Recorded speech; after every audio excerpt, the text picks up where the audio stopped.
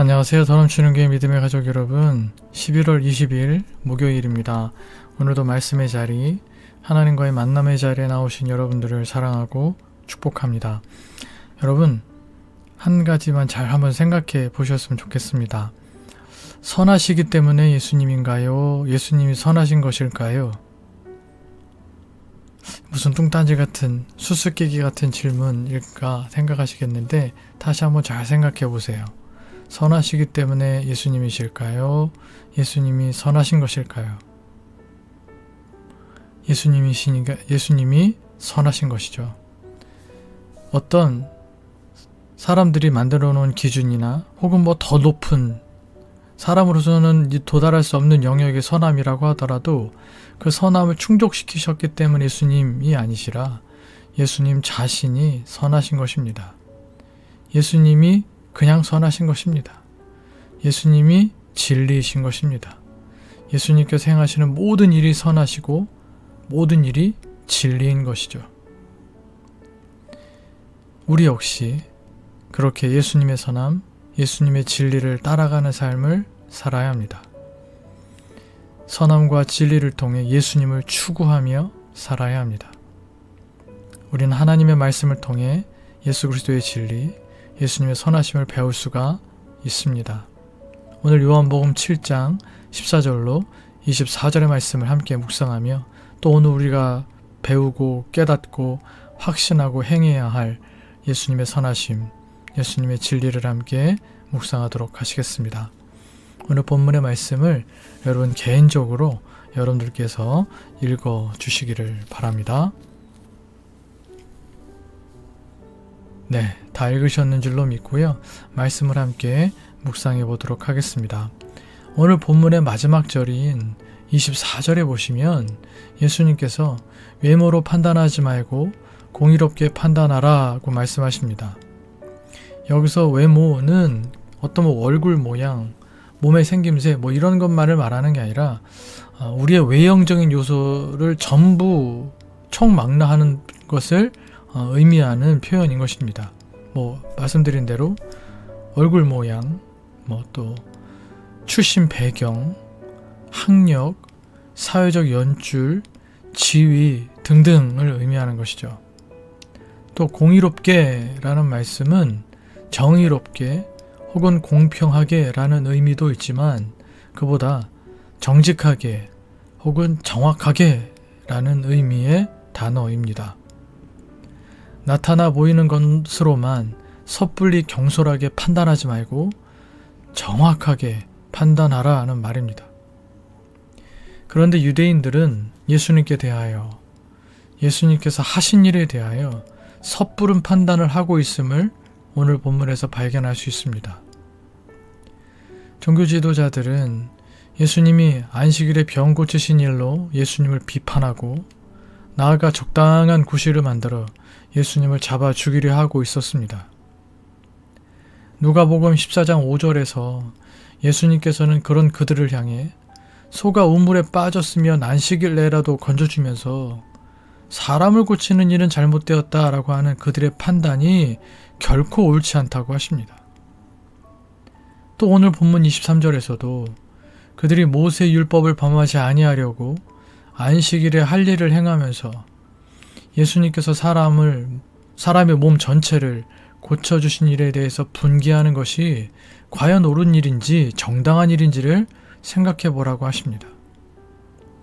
병든 사람을 치료해 주는 일이 왜 안식일을 범하는 일이라는 것인지 생각해 보라 하는 예수님의 말씀을 깊이 살피면 안식일에 대한 종교 지도자들의 판단이 잘못되었다는 것을 충분히 알 수 있습니다. 공의로운 판단으로 보면, 정확한 판단으로 보면 안식일에 병자를 고치신 예수님의 행위는 그 어떤 율법 준수 행위보다 더 완벽하게 율법을 이루신 것입니다. 23절의 말씀 세번역 성경의 표현으로는 모세의 율법을 어기지 않으려고 사람이 안식일에도 할 일을 받는데 내가 안식일에 한 사람의 몸 전체를 성하게 해주었다고 해서 너희가 어찌하여 나에게 분개하느냐. 유대인들의 율법에 대표적인 두 가지 규정이 있죠. 안식일 규정과 할례의 규정입니다. 이 두 개의 규정을 지키려 할 때 겹치는 경우가 생길 수 있습니다. 바로 23절 같은 상황인 것이죠. 모든 유대인 남자는 태어난 지 8일이 되면 누구나 할례를 받아야 했습니다. 그런데 할례를 받아야 되는 8일째 되는 날이 안식일일 경우가 생길 수가 있는 것이죠. 이럴 경우는 어떻게 해야 할까요?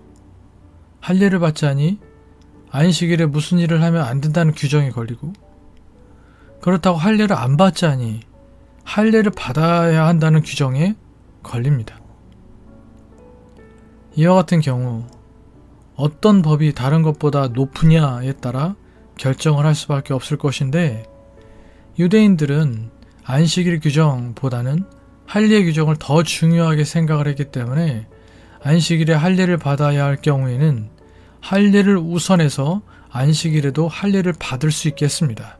23절, 율법을 범하지 않으려고 안식일에도 할례를 받는 일이 있다라는 것이 바로 그 얘기입니다. 따라서 안식일에 할례를 행하는 것은 안식일을 범하는 것이 아니라 안식일을 제대로 지키는 것이 되는 것입니다. 우리가 여기서 생각해야 할 것이 할례가 갖는 의미입니다. 할례가 대체 어떤 의미가 있길래 안식일보다 우선하게 되고, 그들 스스로도 안식일법을 어기면서까지 할례법을 그들이 준수했을까? 또 할례가 대체 어떤 의미가 있길래 예수님을 죽이려 할 정도로 안식일을 중요하게 여기는 그들이 안식일에도 할례를 행한 것일까? 할례는 회복과 구원, 그리고 하나님의 백성됨을 상징합니다. 그렇다면 회복과 구원, 하나님의 백성됨을 상징하고 의미하는 할례를 안식일에 시행하는 것이 정당하고 율법에 따른 일이라면, 예수님께서 안식일에 몸 전체의 문제를 가진 병자를 회복시켜 주시고 구원시키시고 하나님의 백성으로서 그를 새롭게 하시는 일은 더욱더 정당하며 도리어 율법에 부합되는 일, 율법을 온전히 이루는 일이라고 말씀하시는 것입니다. 안식일에 병자를 고치는 것이 외모로 볼 때는, 겉모습으로 볼 때는, 드러나는 현상적으로만 볼 때는 안식일을 범하는 것처럼 보일지 몰라도 사실은 공의롭게, 즉 정확하게 판단하면 그것은 안식일을 범한 것이 아니라 오히려 안식일을 제대로 지킨 것인데, 유대인들은 그저 22절 조상들에게서 난 것, 즉 조상의 유전을 따라 겉으로 드러난 모습을 보고 베데스다 연못가에 38년 된 병자를 안식일에 고쳐주신 사건을 제대로 파악하지 못한 채 섣부르게 예수님을 판단하고 예수님을 죽이려 모의하였던 것입니다. 그들이 목숨처럼 신봉하는 율법도 제대로 알지 못한 채 조상의 유전에 따라 잘못된 판단을 하고서는 자신들만 옳다는 아집과 교만 속에서 예수님을 죽이려 하고 있는 것입니다.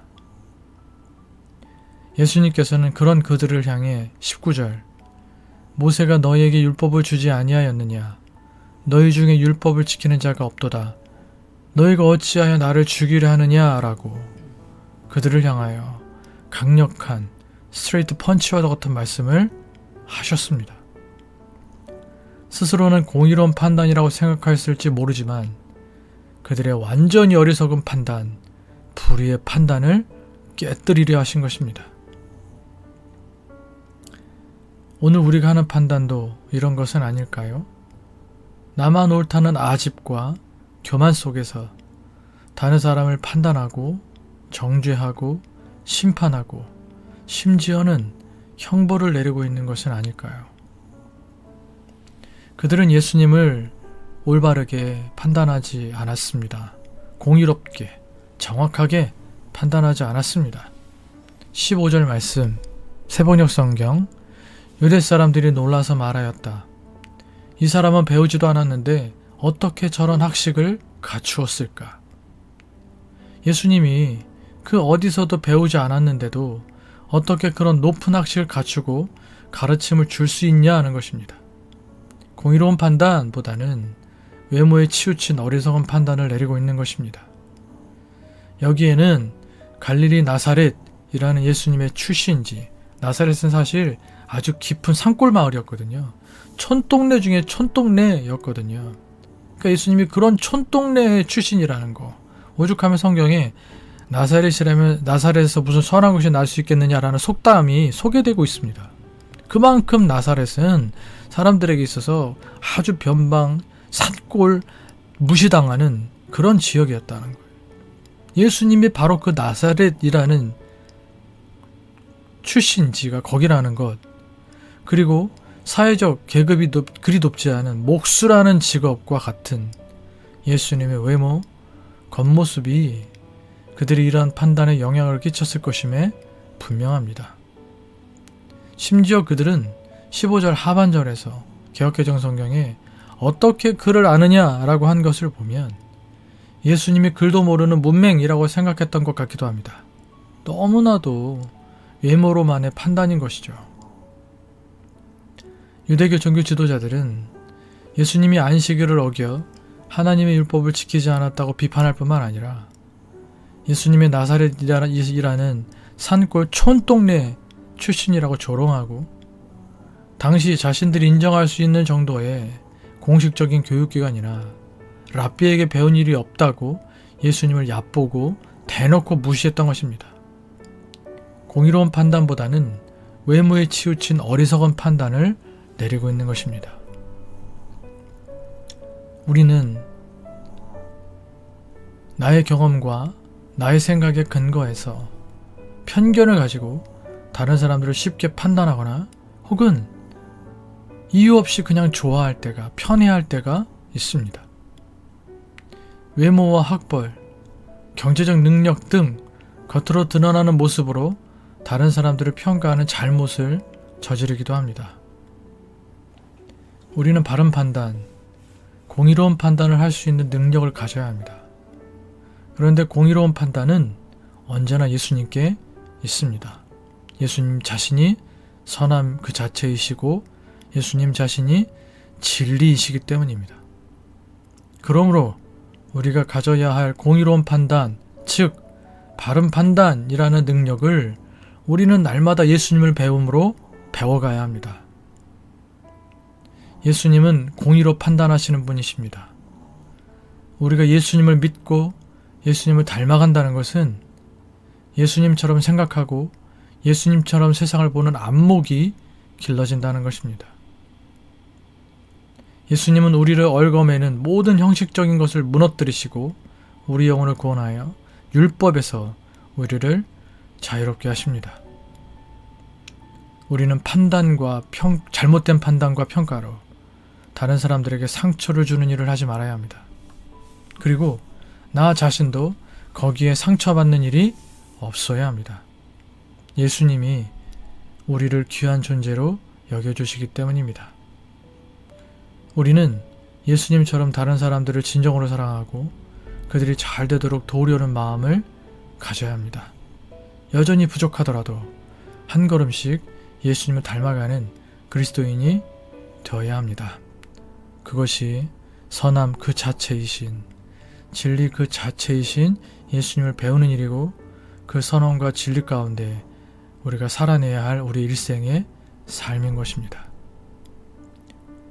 우리 모두가 그런 공의로운 판단 속에서 우리 일생을 살아가고 주님 안에서의 아름다운 인간관계를 잘 이루어 나아갈 수 있는 예수님 닮은 사람들 다 되실 수 있기를 주님의 이름으로 축복해 드리겠습니다.